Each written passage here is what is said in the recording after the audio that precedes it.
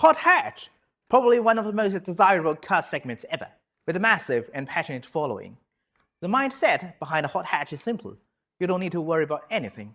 Not your outfit, not your route, not even your mental preparation. You just get in, fire it up, and go. The hot hatch is always ready for urban maneuvering, ready for tight roads, and ready for the moment you ask for a bit of fun. It's practical when you need it, exciting when you want it. The evolution of hot hatches has always been controversial.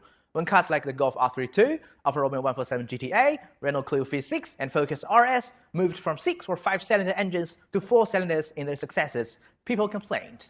When turbochargers took over, people complained. When electrification and hybrids entered motorsport, even the WRC, people complained. Every time hot hatches face disruptive technological change, criticism follows. Critics often say, it's no longer pure. This is a downgrade, not an upgrade. But interestingly, market feedback is almost always positive. The hot hatch segment evolves extremely fast. So fast that each generation often feels completely different from the one before it. Right now, I'm sitting in a Honda Civic Type R FL5, a 2023 model with just a few thousand kilometers on the clock. This car belongs to a good friend of mine who also happens to be my business partner. I've been living with this car for about 2 weeks, and one thing is very clear. There are noticeable changes in product definition logic compared to previous Type R generations. If you love hot hatches as much as I do, you might have noticed this trend already. Hot hatches today are not the same as they were years ago. So let's take a product-oriented perspective, go through some clear facts, and find real evidence of how the hot hatch segment is trending today. Hardcore driving experience is still respected, but unfortunately, it's slowly fading from the market. Honda invested a huge amount of effort into the chassis development of the FL5 Civic Type R, all to deliver a more hardcore and trustworthy driving experience. To evolve the hot hatch driving experience, manufacturers have chosen very different technical paths. They go for all-wheel drive, hybrid torque assistance, smarter automatic transmissions. All of these help hot hatches improve objectively. Faster lap times, better acceleration, better numbers. But Honda did something different. Honda doubled down on its identity. Manual transmission, front-wheel drive, pure driver engagement. This approach strongly resonates with purists, even as EVs and hybrids gain momentum, and it clearly sets the FL5 apart from many of today's competitors. This is exactly what the hardcore enthusiasts want. But sadly, there are fewer and fewer cars like this, and that number will continue to shrink. Today, performance is tech-enabled. Technology integration now plays an unprecedented role in hot hatch buying decisions.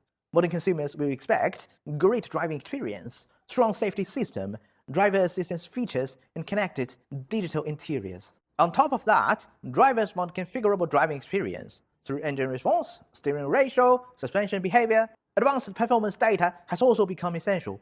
Owners want to monitor the temperatures, G-forces, lap times, especially during aggressive driving. Hot hatch buyers today are tech-savvy. They expect more than just raw power.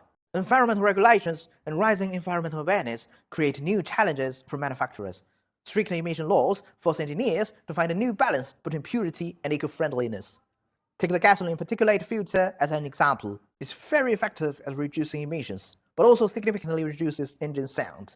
For cars that aim to deliver emotional driving experiences, this can be frustrating. Manufacturers now face hard choices. Which attributes are we willing to sacrifice first to meet emission targets? Sound, throttle response, character, there are no easy answers. As the industry evolves, strong performance and excellent driving dynamics have become more accessible than ever. But hot hatch enthusiasts still want their halo cars to deliver emotional satisfaction.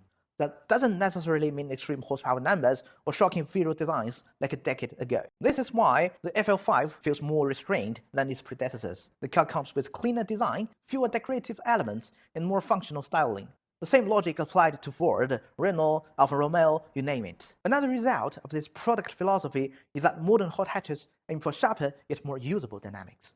About 20 years ago, the FL2 Civic Type R focused heavily on high rev performance but suffered from very weak low-end torque, making it frustrating in urban driving. Today's hot hatches are developed with better structural rigidity, smarter electronics, more refined collaborations, or to support daily mobility without sacrificing fun.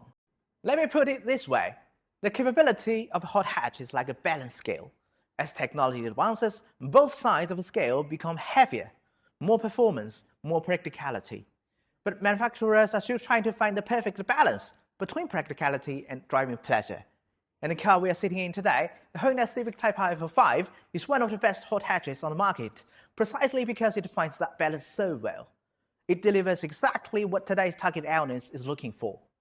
As time goes by, these products should evolve as a new market demand. Hopefully, there will still be thrilling products for you and me.